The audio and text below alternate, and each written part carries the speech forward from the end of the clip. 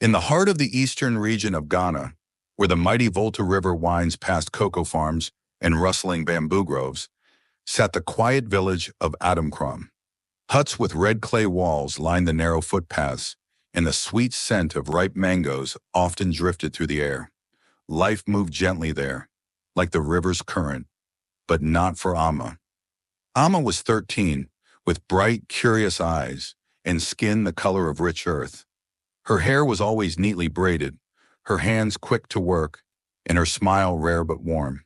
Since her mother's passing, Amma had lived with her father, Kofi, a humble palm wine tapper, and his new wife Essie, who brought along her two daughters, Afia and Abena. Essie showed little warmth. Her own daughters wore bright batik skirts and golden bangles, while Amma's dress was always second-hand and worn thin. Every morning, as the rooster crowed, Afia and Abena would stretch lazily while Amma swept the compound, fetched firewood, and stirred the morning porridge. But Amma never complained. The elders often said she had an old soul, the kind that listened more than it spoke. She found joy in helping the aged women grind maize, in singing softly to the goats, and in walking barefoot along the riverbank, where her father would share tales of river spirits and village legends.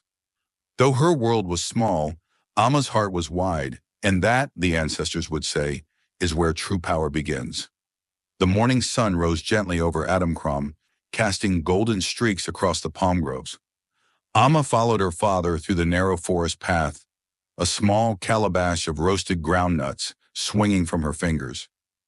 Her heart always felt light in those moments, just her and Kofi, away from AC's sharp tongue and the sisters' endless taunts. They reached a tall raffia palm, one of the oldest in the grove. "Watch the birds, Amma," Kofi said with a smile, pointing at a pair of hornbills flying overhead. Then, as he had done countless times, he tied the rope around his waist and began his steady climb up the trunk. Amma sat on a smooth rock nearby, eating black tamarind fruit and humming a tune her mother once sang. She watched the sunlight flicker through the leaves, unaware of the sudden shift above her. Then came a sharp crack. A rope snapped. Amma's heart froze. She looked up just in time to see her father lose his grip. In a blur, his body fell, thudding against the earth like a dropped log. The world went silent. "Papa!" she screamed, rushing to his side. Dirt clung to his skin, and his eyes stared blankly into the sky. Amma shook him, cried his name, begged him to wake up, but Kofi was gone. The funeral was brief and quiet.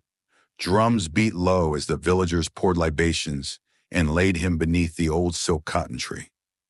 Amma sat still, numb with grief, the only sound in her ears the ghost of her father's last laugh. The river spirits had claimed him, the elders whispered. But for Amma, it wasn't spirits, it was loss, and life in Adamkram was about to grow even darker. Without Kofi, the compound grew colder. Though the sun still rose, warmth had vanished from Amma's world. Essie no longer bothered to pretend kindness. The day after the burial, she handed Amma a basket heavier than the girl could lift and led her deep into the cocoa farm. "You will earn your food now," Essie said, voice sharp as a cutlass. While Afia and Abena dressed in fine wrappers and headed to school, Amma hauled cassava, weeded rows of cocoa trees, and fetched buckets from the stream. Her fingers blistered, her back ached, but Essie only scowled. "Clumsy girl," she snapped whenever Amma stumbled. "You're lucky to have a roof over your head." Amma longed to return to school. One day she found the courage to speak. "Ma, can I go back? I want to learn." Essie's eyes narrowed. "School?" she scoffed. "For a girl who brings no money? If you want anything, you'll work for it." So Amma worked. She swept the yard before dawn, sold bitter leaf and okra in the noisy Kajesha market, and ate only after her chores were done, if there was food left at all. Her shoulders thinned, her feet grew calloused, but her spirit, though tested, did not break. She still helped old Mama Ino grind millet. She still hummed lullabies to the baby goats. In moments of solitude, she whispered her dreams to the wind, of reading books again, of her father's stories, of a life beyond the ache of toil. The days in Adamkram passed like smoke. visible yet untouchable. But even in shadow, Amma held on to a light no one else could see. It was a sacred Aquasita morning, the kind when drumming was hushed and the ancestors were honored with prayers and palm wine. No one in Adamcrom worked on such days, not even the market women. But that peace would not last for Amma. Afia had been sent to fetch water for their midday meal. She sauntered to the clay pot stand, distracted by her reflection in a cracked mirror, and didn't notice the pot slipping. It crashed to the ground, shattering into jagged shards. Panic gripped her. Essie's wrath was known even by the village goats.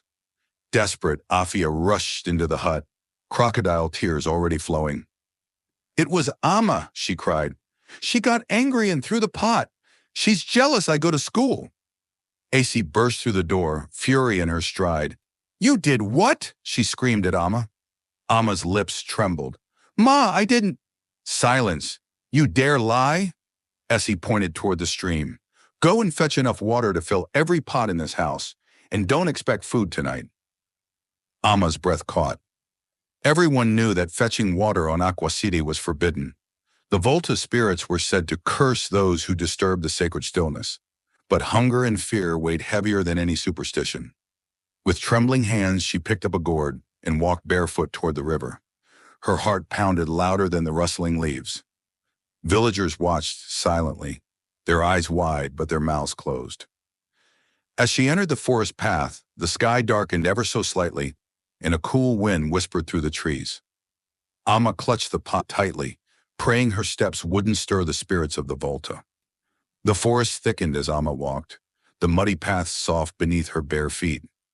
Birds no longer sang, even the wind seemed to whisper warnings.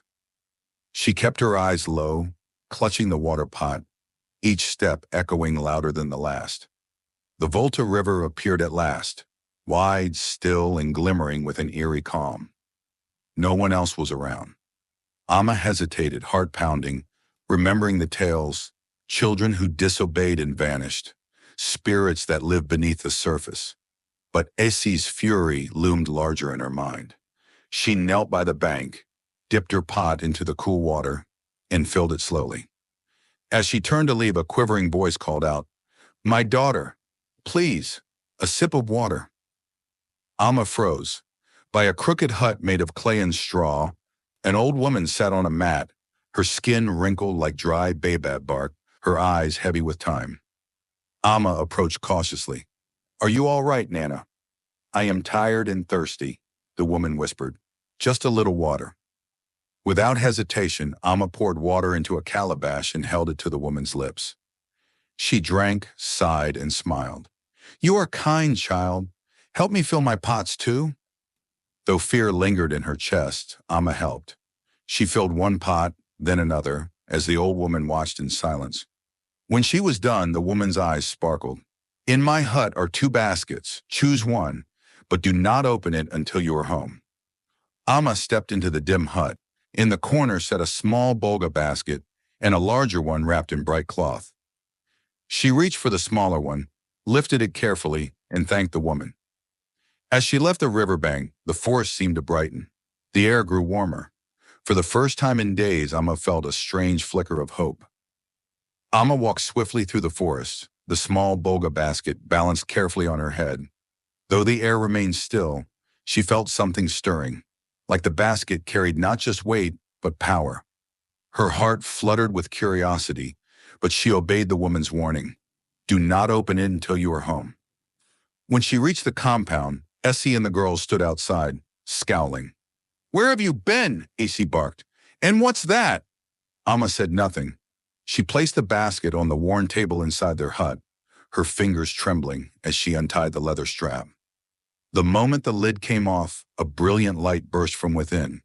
Colors, bright as sunrise over the Volta, swirled through the air. Gold coins tumbled like rain onto the table, followed by fine beads, ivory combs, and shimmering Ashanti bracelets. Everyone stood frozen. Amma gasped.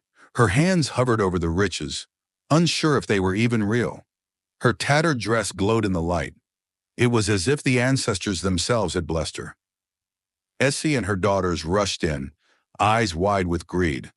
Where did you get this? Afia demanded. A woman by the river, Amma said softly. She told me to help her, and to choose a basket. Envy sparked like fire in Essie's eyes. You mean there's more? She snapped. Afia! Abena! Go! Now! Find that woman and bring back your own basket. If you fail, don't bother returning.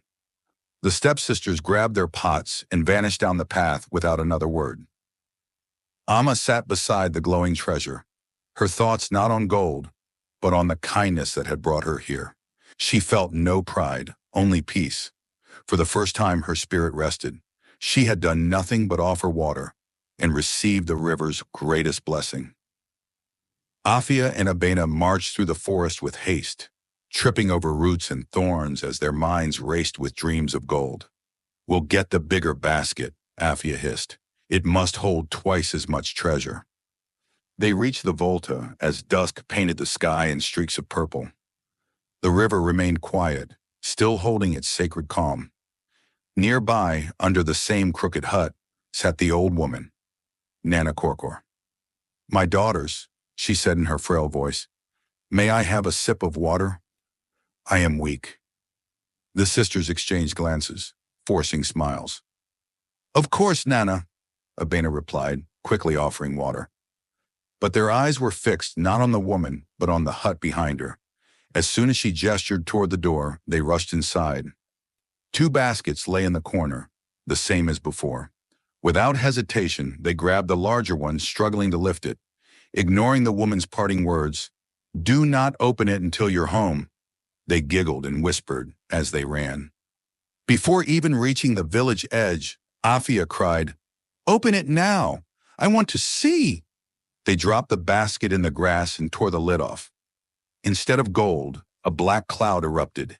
Angry bees, biting ants, and fierce river crabs poured out in swarms.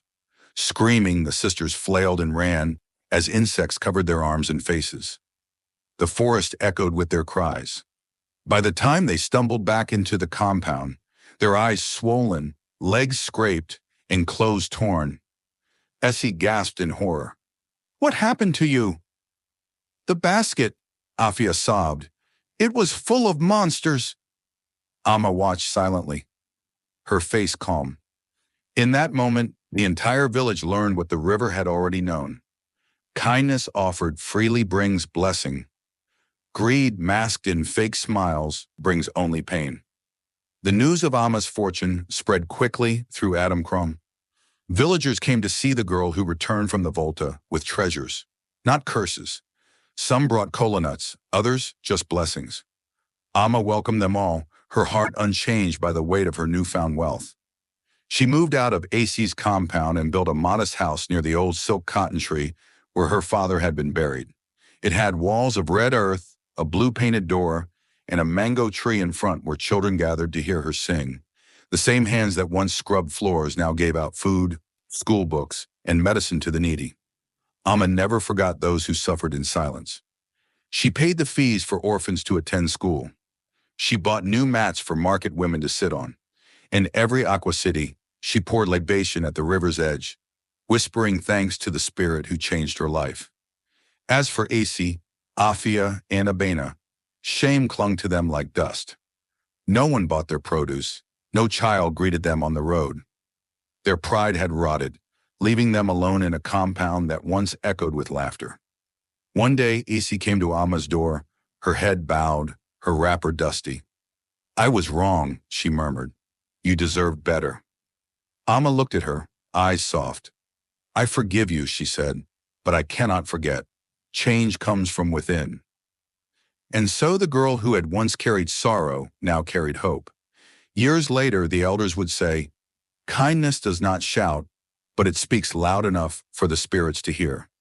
Amma's story lived on, not just as a tale of magic, but as proof that even in the harshest soil, goodness can grow gold.